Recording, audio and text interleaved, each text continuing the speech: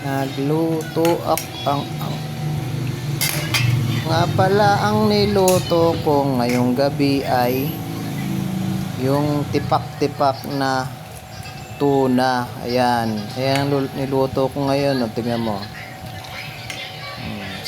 Masarap siya. Masarap yung tunang tipak-tipak. Ayan ang ingredients niya. Ayan, luya, sibuyas, pechay,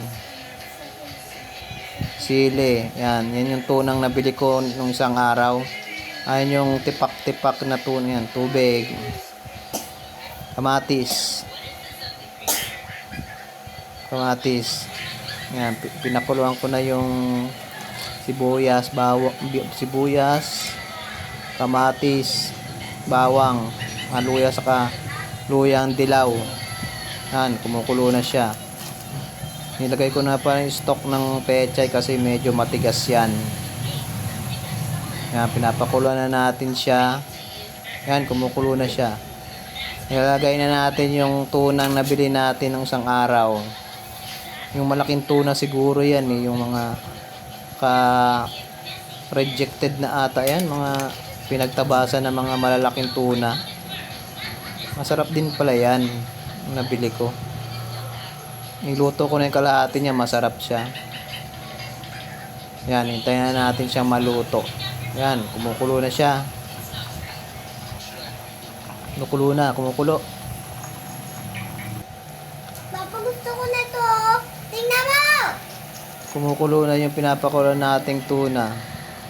Yan, tinanggalan ko siyang kumulo para lumabas talaga yung lasa ng tuna. Yan, yan. Lalagay ko na yung sili, pechay. Kanina nilagay ko na yung pechay na stock niya eh. Matigas kasi yun. Kaya pinanghuli ko na yung pechay na dahon talaga. Kasi mabilis naman yung maluto. Yan may ano pa yan, may onion leeks pa yan para bumango yung sabaw. Yan, hintayin na natin yung kumulo. Tsaka pag kumulo na yan, papatayin na natin yung apoy. Goods na yan, mga loads. Yan, tapos na. Kalamansi ang pinang-asim natin dyan. Kasi medyo mura ang kalamansi ngayon. Ayun, nilagay ko na yung kalamansi. Ayan. Yan, mga loads. Luto na siya. Pinatay ko na yung kalan nga pala. Ayan.